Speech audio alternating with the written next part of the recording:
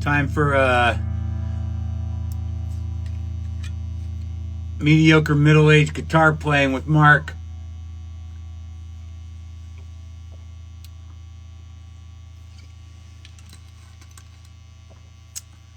Yeah. Mediocre middle-aged guitar player with Marc. I don't take this thing out that much. I'm not left-handed, is the way it shoots.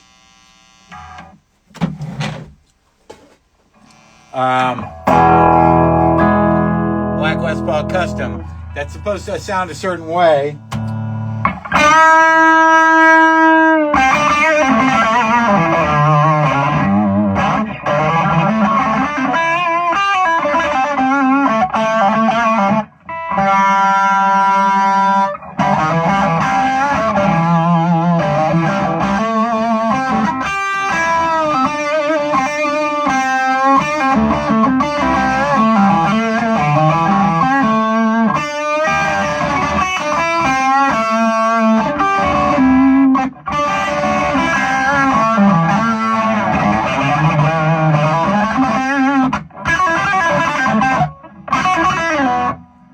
Here's a good one for this shit.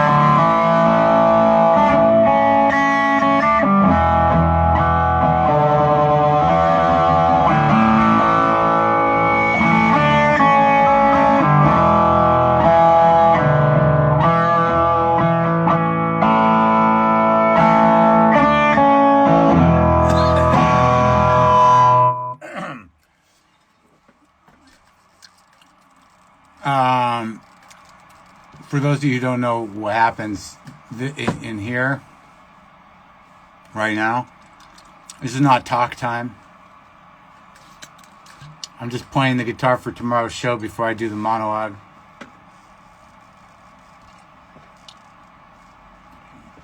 I don't know. I don't use that. I don't use that. I just know how to do that stupid thing.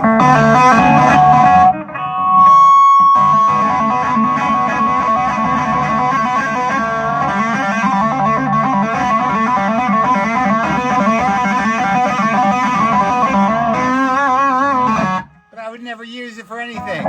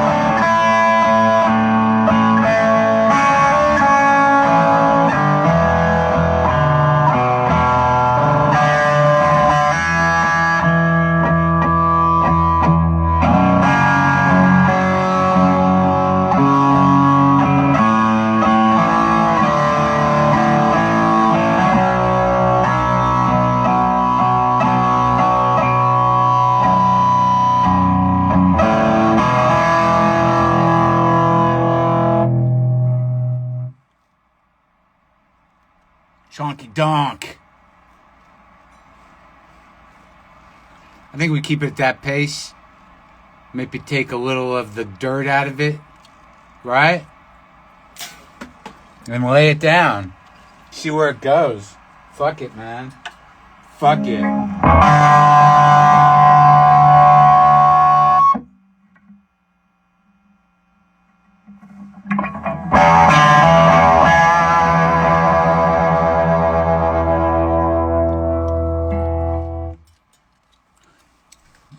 Did I put new strings on? I did. That's why they're all dangling up there. Put the new strings on. I'm leaving them like that for now. Huh? That means I put new strings on there. I'm not taking out. I'll leave the dirt. Still plenty of filth in there. Oh, you wanted to break up? You wanted to break up. Go ahead. I don't give a fuck. Whoa. More dirt. Okay.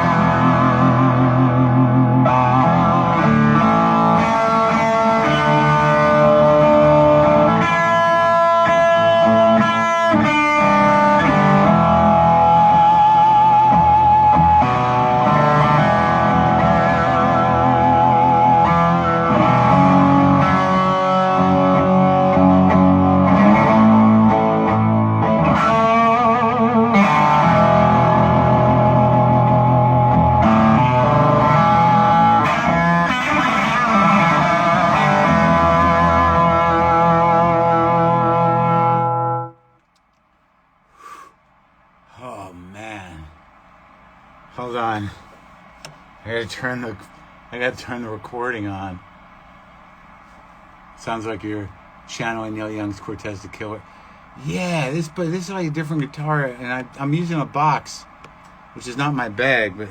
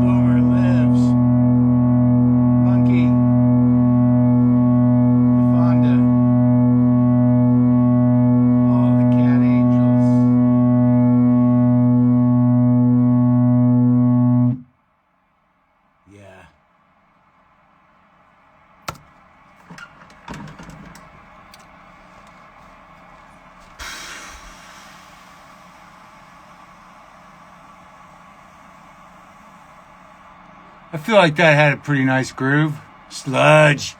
Sludge.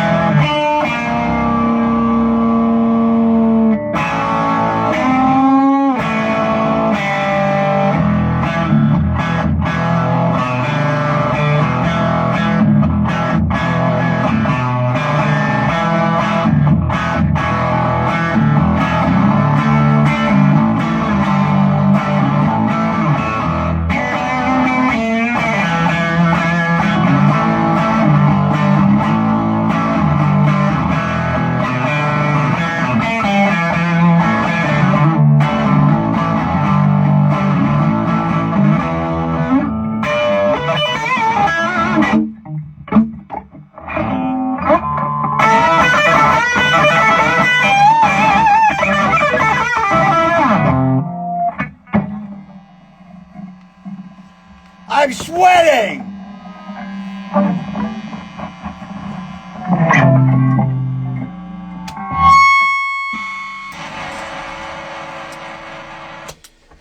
God damn, fuck.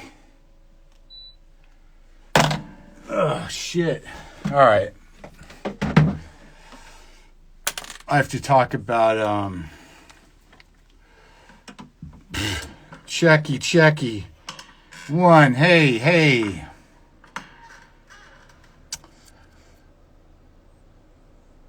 Towel off is right. Oh my God. So I'm going to record now. I'm going to record for tomorrow. I talked to Matthew McConaughey tomorrow. I did a nice, before, I'll say it again, the world needs a Marc Maron Blues album. Does it? Yeah, fuck yeah, I'm going to watch Borat. Dave Matthews on WTF. That's rich. That's rich.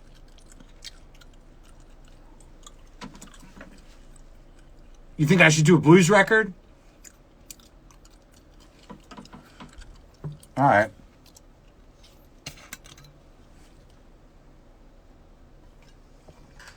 Why do people keep asking me if I'm okay? Is that the same person? Is that the same lady that's like DMing me? Are you okay? Are you okay?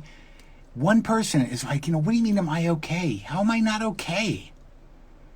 I think I'm okay. If somebody asks if you're okay enough, you start to go like, I don't know, am I okay? What does okay mean? I'm as fucking okay as I can be in this fucking world right now. I think I'm more okay than I was yesterday. Oh yeah, this should fucking put the lid on Rudy, right?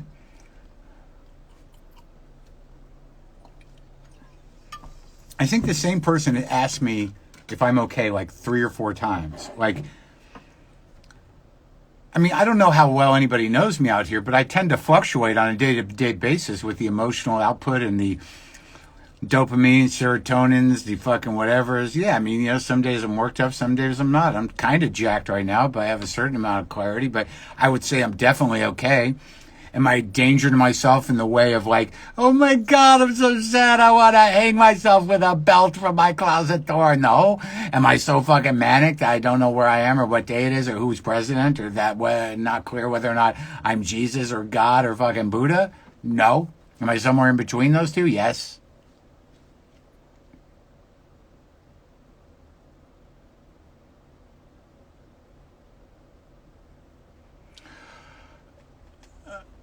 Oh. Jacked on babka! I gotta think I'll make a cake, man. I'm thinking about making a fucking cake. That is not okay. Am I Jesus? Am I Buddha? Am I Allah? Ah! Am I Yahweh? Am I the ruler of all things? Watch me make my car drive without me in it. I'm having an episode! Listen to me. My brain is playing everything on the radio right now. Am I okay like that? Everything that you hear coming out of everything that makes noise is coming from my head.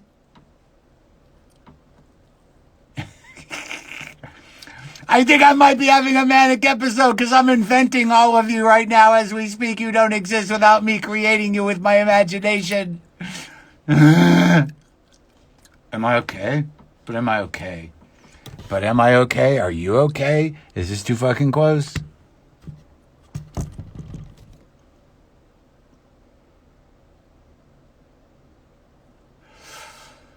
I am thinking about making a,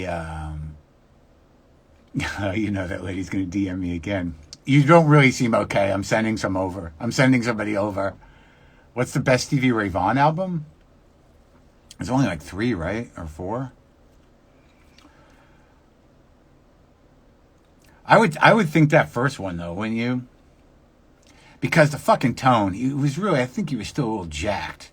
Like the last one, you know, with the tightrope on it, or up on the tightrope, that one's like, you know, that's like a slightly recovered Stevie Ray, working through some shit.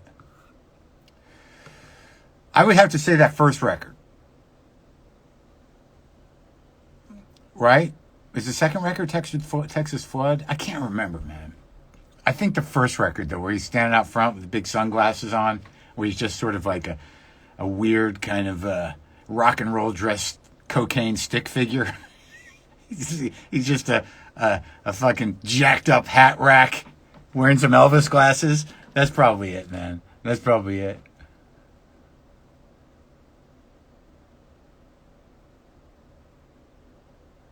Am I going to go, if you make a cake, will you drink the Pepsi in the fridge with it? Maybe I will. Stevie Ray Vaughan is overrated. I don't know, man. I don't know if that's really the case. I think the case is he's playing music that is just that music.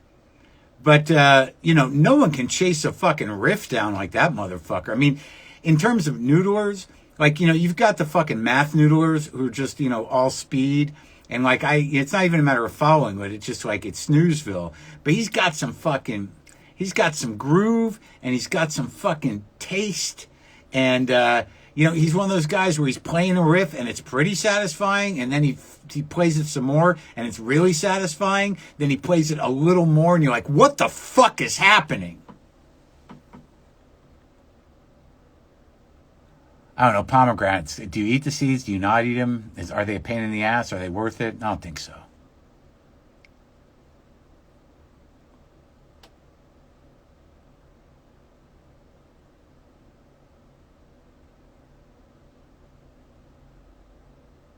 For all questions about Dave Matthews, please see my special. Which special was it, you guys? Was it more? I think it was more later. Yeah, there's a what is that from? No Cunt Punches.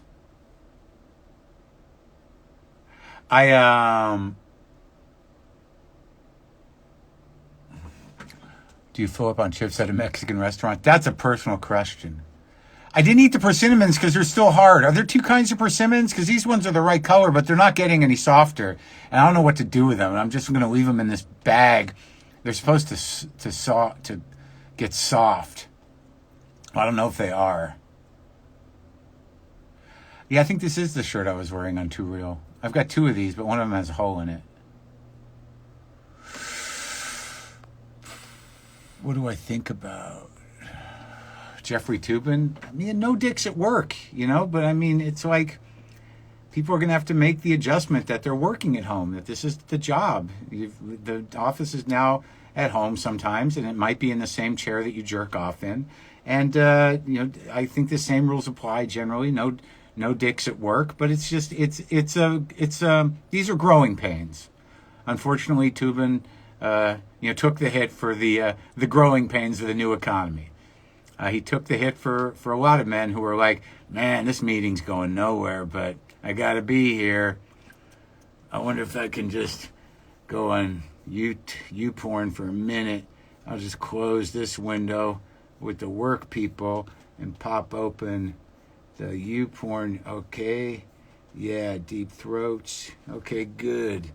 So what? I got 8 minutes before I got to rejoin. Fuck it, that's enough time. What's happening? Who's texting me? What happened? Oh, fuck! Oh, fuck!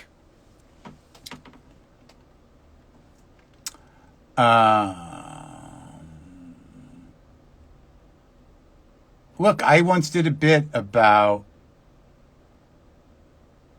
Degrastiness.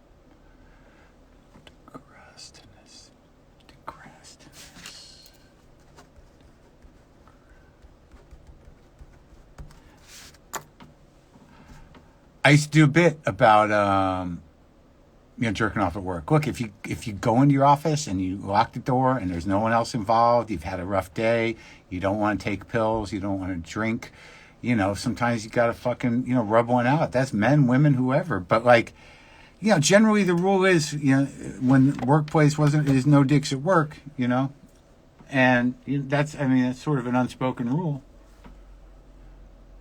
But I understand what happened.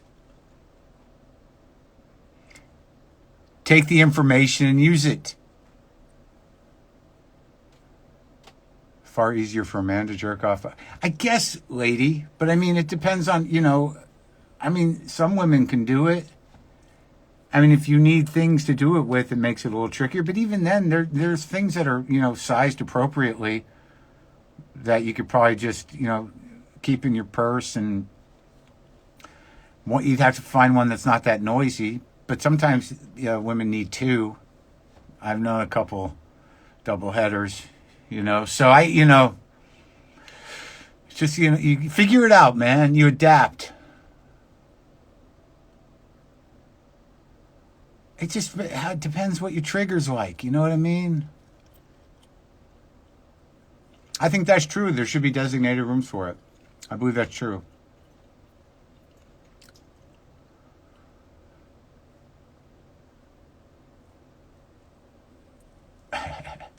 Yeah, man. Dude, of course, double headers for sure. One on the button, one on the inside. Come on. If I had those options. Yeah, whatever. Use whatever options you have at your disposal to maintain your sanity, as long as it doesn't hurt yourself or others. Am I too close? Too close? The rub room. Exactly.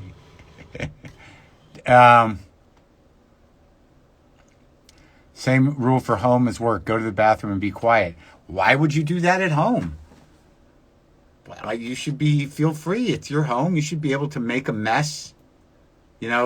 Surprise yourself. I didn't know I was going to do this. Now I have to find a towel, or I guess my underwear will work.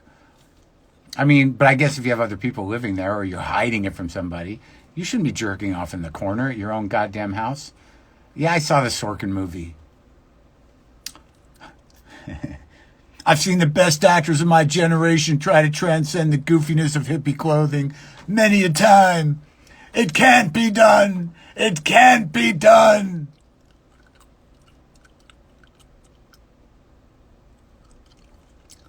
Marc, do you bust on the wood floor? I've busted on a wood floor or two. Busted on a few rugs. It's nothing more freeing than busting on the floor. I never thought I'd be talking about this, but whatever.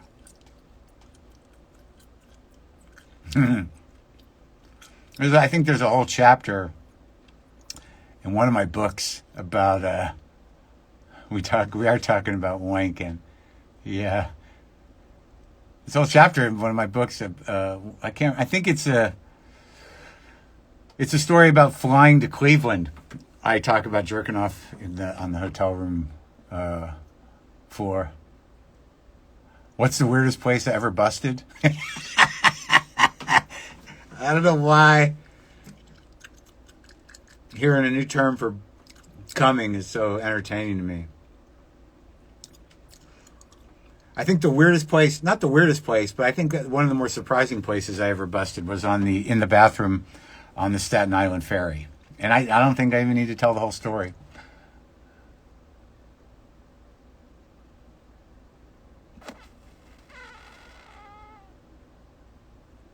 New York rooftop. Was that you? I remember I busted once on the roof of a synagogue on Melrose. And I was with a woman wearing a Catholic school skirt. And we climbed up onto the roof of the temple on Melrose. Yeah. I know her name. I think she's okay these days. So weird how many lives I've lived.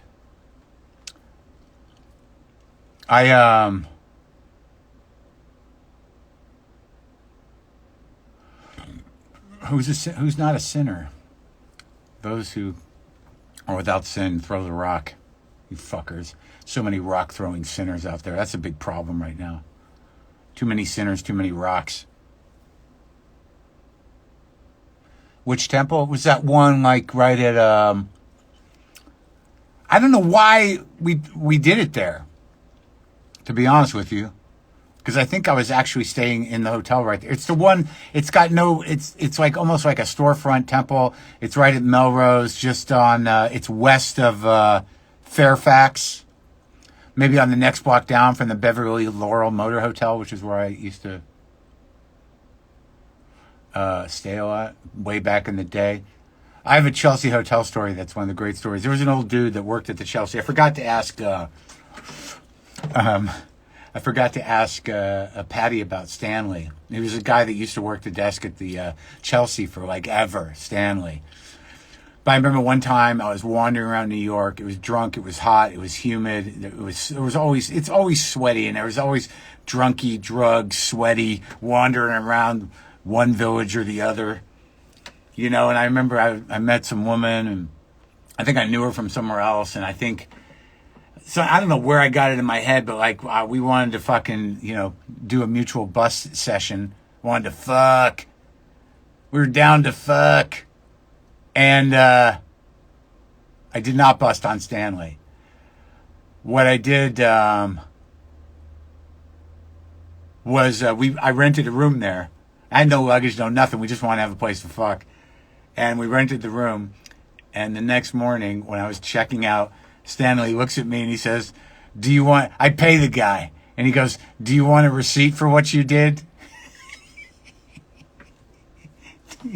Yes. I want a receipt for what I did.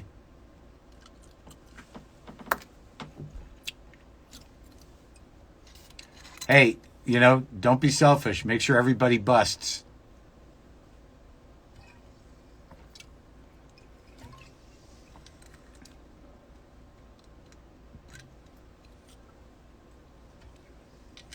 All right.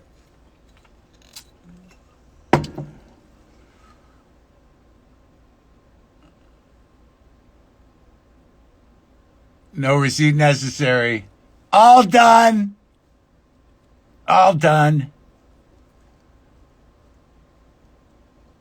I stayed at the Chelsea Hotel for like a week after my first marriage broke up. I thought I was going to live there. I had this romantic idea. It's like, I'll live there. Then you just go. Some of the rooms are just gross.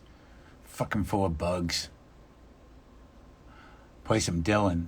While riding on a train going west, I fell asleep for to take my rest. I dreamed a dream that made me sad. Remembering myself and the first few friends I had. With half damp eyes I stared into the room where me and my friends spent many an afternoon.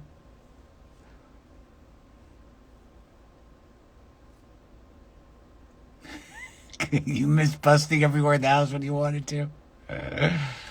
Oh, man.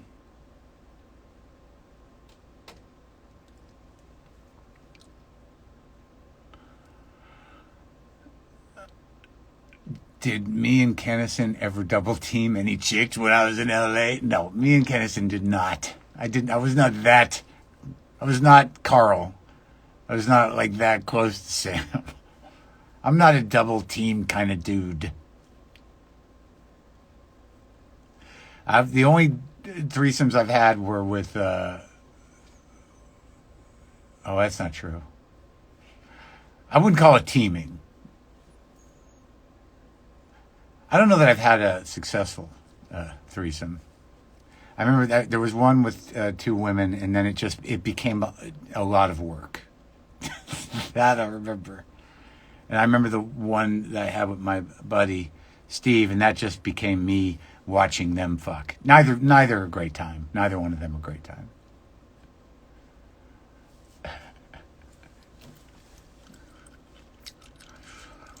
So has this been personal enough? Are you guys okay? Somebody's always just waiting their turn. Or done. And wondering why, the party ends for somebody.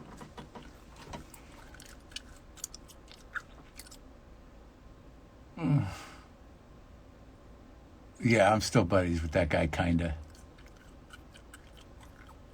Am I okay?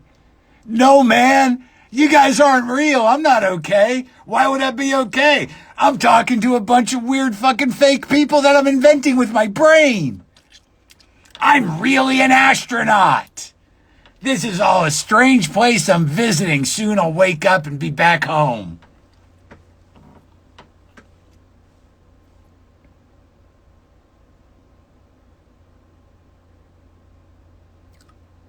Where's me in here or your mom? Is that Tom? Tom! Tom, come over here. Come over and eat dinner with me, Tom. I gotta be careful because my mom's here sometimes. And I think I said unnice things about her this morning. Sorry, Mommy, but you didn't do a good job. I know you said you did the best you can, but it was not good enough. I just want you to know that. You can say you did the best you can, Mommy, but I can also say, well, nice try. Huh? Nice try. Sharpwing, you got me all excited about that fucking movie now. I'm out here sweating, playing bad guitar. I don't know how long you've been here. I'm excited to read your book. I believe I'm going to start tomorrow.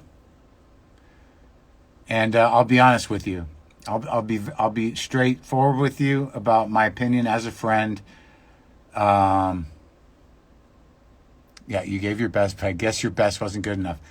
I'll just send that to my mom. So I'm just telling you, Tom, I'm gonna read the draft of your book, and I'll be honest with you. I'll just be honest with you right now before I even read it. Dude, I loved it. It's fucking great. It's funny and it's personal. And it really, it has everything that's supposed to be in there. And I'm just really, really great work. But I'll start reading it tomorrow.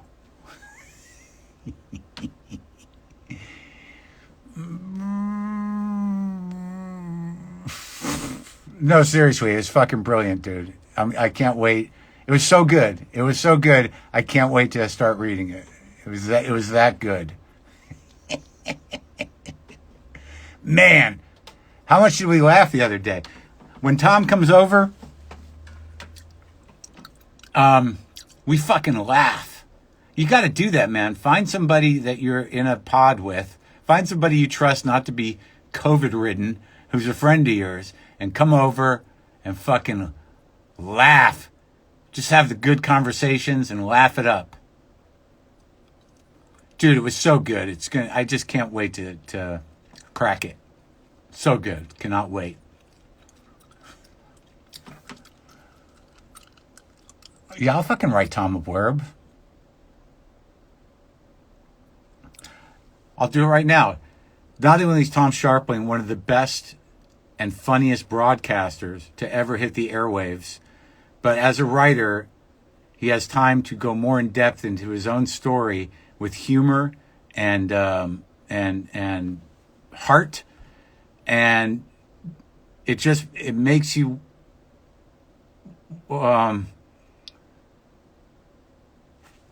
yeah, I gotta read it, man, because like if I'm gonna finish the second half of that blurb, I gotta read it.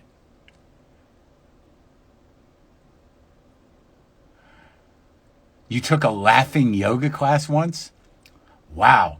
How sad do you have to be? I mean, yoga is already on the edge of some sort of desperation, but the laughing yoga class, how does that work? That's a lot of pressure on the teacher. I'm assuming that the yoga teacher is not that funny. What's everybody laughing at? What, did Tom say something? What's the big joke? Do I have something on my face? What did he say? What did he say? Why am I so sweaty? Because I just turned the air on out here. What's everyone laughing at? I feel like something's happening behind my back.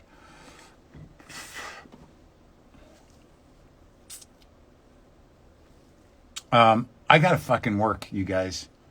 Brendan's waiting in Brooklyn for my intro, and I'm sitting here wasting all my chi with a bunch of people I'm making up.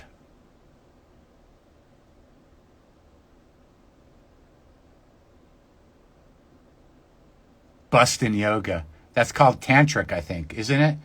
Isn't bustin' yoga? I didn't jerk. No, I didn't jerk today. You're funny, dude. Thank you. Laughing with me, not at me. All right. All right. JC, did you ask me for something? Did you ask me for something, JC? I feel like I saw something somewhere from you asking me for something. Neil deGrasse Tynes. Neil deGrasse Tynes, you were on my fucking block list, but I guess, see, I got to give people a chance. I used to do yoga all the time. I used to do yoga at the Y with Joe. Power flow, baby. Power flow is where it's at. Don't make me hold those things forever to prove some sort of point about spirituality. Let's just fucking tighten up this core. I want my core to be a knot. I want to be flexible, and I want to have a fucking power knot as a core. I'm okay. Okay.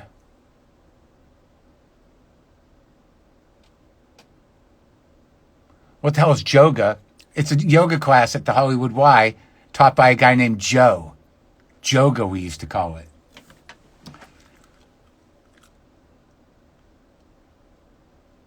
I've done Pilates. Do you know the orgasm is called the little death? Yes. I went to college as well in 1981. And I believe a girlfriend that I had in high school informed me of that.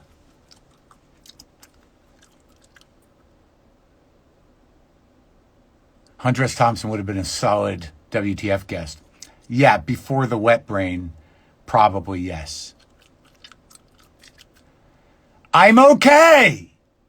Stop it. Le petit mort. It's like a little death. That's silly in French.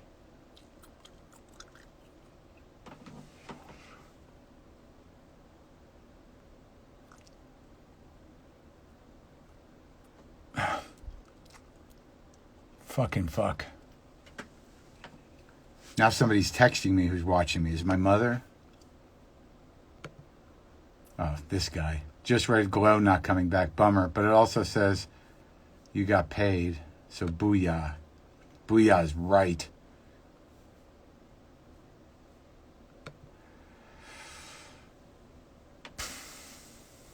Jerry Saltz. That guy interests me. I should talk to Jerry Saltz. What kind of gum am I chewing? Could somebody tell this person?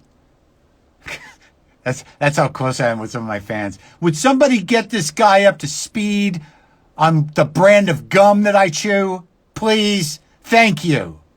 Thank you. Hey, I'm pals with Bree.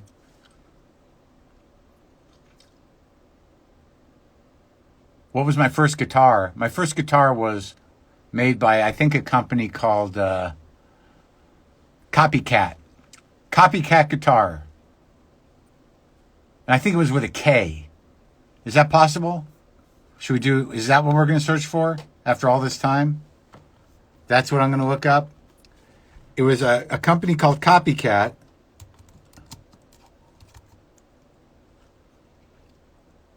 And they made knockoffs of guitars. And I had a knockoff of a guitar I actually have now. Which was a... look at that, my first Les Paul Project guitar, a $50 Copycat. Yeah, it was a copy of a Gold Top. That was my first guitar. And then my first real guitar was a Telecaster, which I later hot rodded into a fucking mess because I didn't know better. I put 2 fucking DiMarzio humbucker PAFs on there and all brass machinery. And I had it painted like a candy apple red. And I believe my friend's daughter plays it in a punk band now. I traded it. I gave it to Joshua Kaplan, who I lived with in college. He slept on the couch. He's now Joshua Clover, who is a activist and poet up at UC Davis. Joshua Clover had that guitar, and I don't think he has a daughter, but I think it's being played in maybe a lesbian punk band by someone else, another professor's daughter or something. I don't know. Ask Joshua Clover, the genius.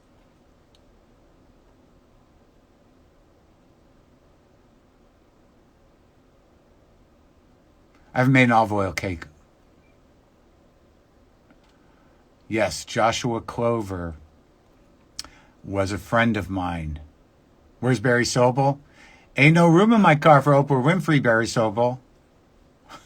Supplies! Supplies! I don't know. But wherever Barry Sobel is, it can't be great. Did I ever cross paths with Mitch Hedberg? Yeah, of course. We worked together a lot, and I did one of my last drug runs with Mitch Hedberg before I got sober. He did not get sober. He died from drugs. Let that be a message. Too close?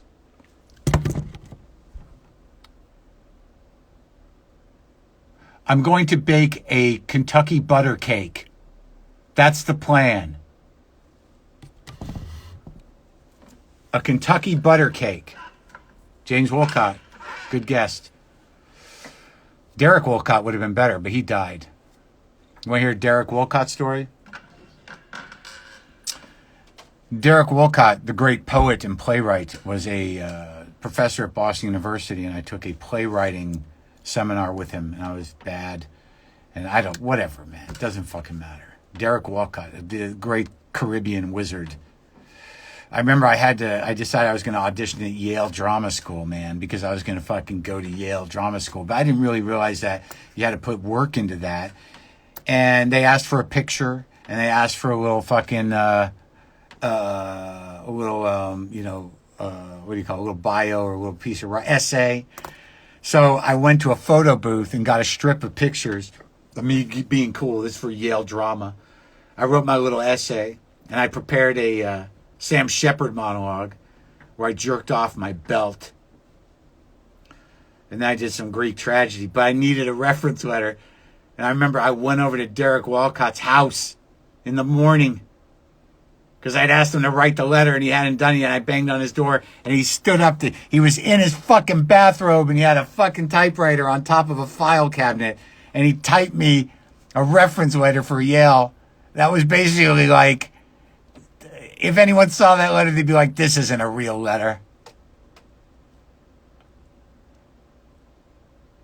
No, it's not possible to have another Louis C.K. podcast. He doesn't talk to me anymore. So I took that to Yale, and boy, did I not get in. Man, did I not get in. I've lived so many lives. So many lives. Of course I've told this story. I don't even know where I told it, but yeah, I've told a lot of my stories. I don't know which ones I've told. I have to tell them in different formats. You know why? Because not everyone has ever heard all the stories. I'm glad you've been with me that long that you've heard that story somewhere.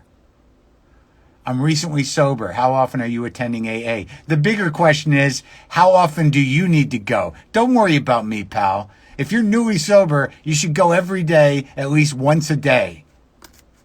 When I was newly sober and living in New York, I went to at least one meeting a day, if not two. And I only hung out with other fucking AA people for years. So the answer to that is 90 and 90, motherfucker. 90 and 90. Do it!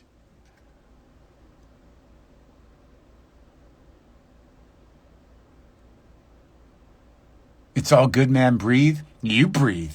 Don't fucking tell me to live. Can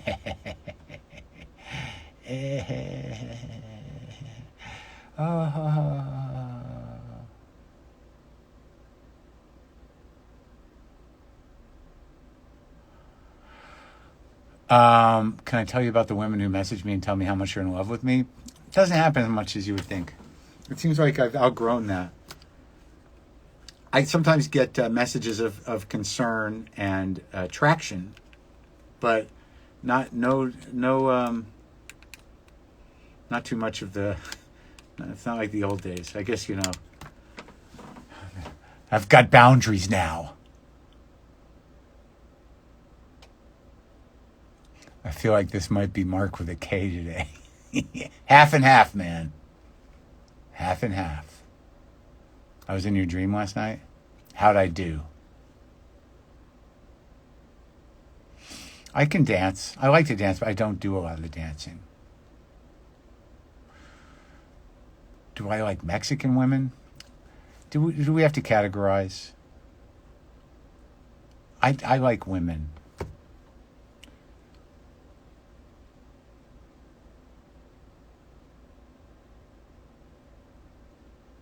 Okay, I gotta go.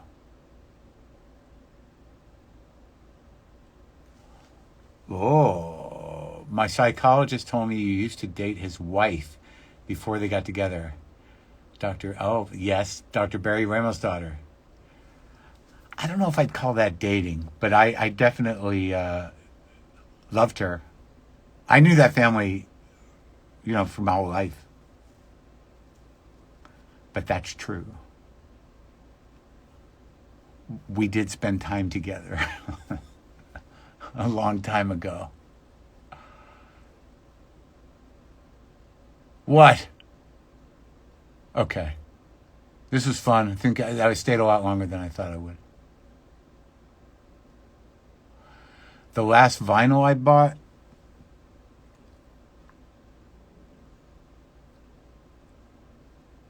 I know there's an Amon Duel 2 record waiting for me over at Gimme Gimme. But the last one I bought, I don't know, I buy things, I usually buy 3 or 4. I can't remember anything right now. Now I'm exhausted and I have to do my real work. I always have new vinyl. Some guy just sent me, one of you guys sent me a few vinyls. A Changes Now, Bowie Changes Now, an acoustic thing I'd never seen before.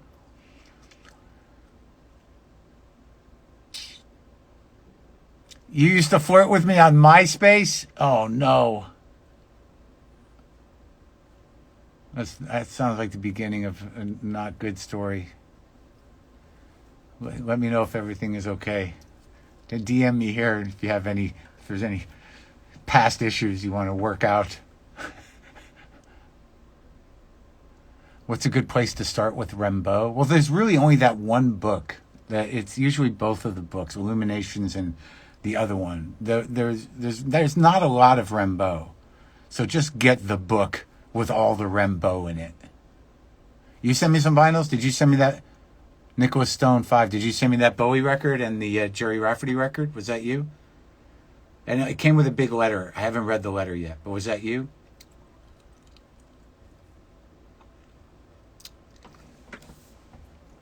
Right, Drunken Boat. Mm-hmm. And Illuminations. A Season in Hell. Right. And Illuminations, right?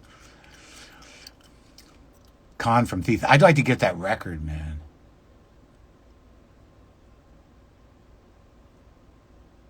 The Tangerine Dream record. I got a few Tangerine Dream records.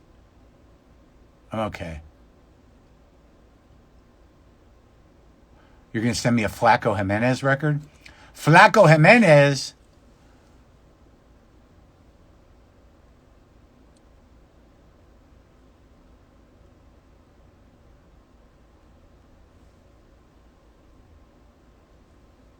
Okay. All right. Barry Skills. Barry Skills is Patty's road manager and also Jimmy Vivino's guitar tech.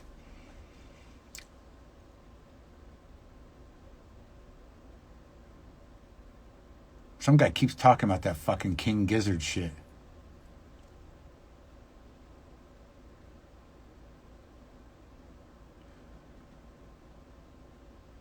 Okay. The coffee you sent to the PO today? Okay. I'll get it later. Doug Sam, I love him. Yeah, I'll see you tomorrow. You guys all right?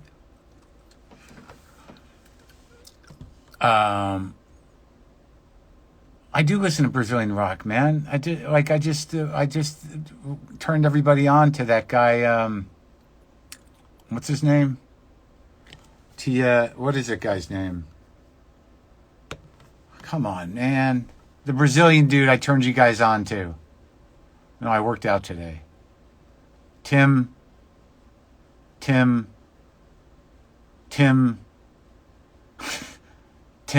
Yeah, I got all the Fugazi records. Tim Maya.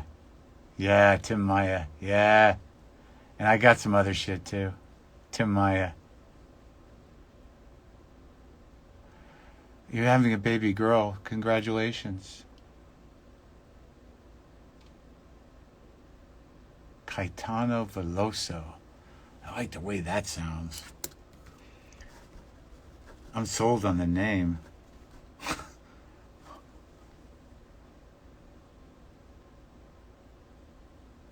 Caetano Veloso.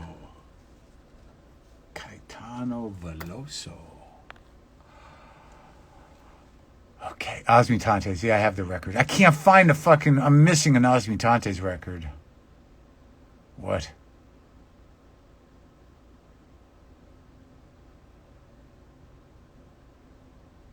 No, Osmitantes, yeah. All right, now I'm tired. I gotta go. All right? I've arced and I didn't even bust. God damn it. See you tomorrow. Maybe. Use whatever options you have at your disposal to maintain your sanity without hurting yourself or other people, you fuckers. Seriously, just fucking, come on, man. Help me out. Help me out! Too close? I'm okay. Thank you.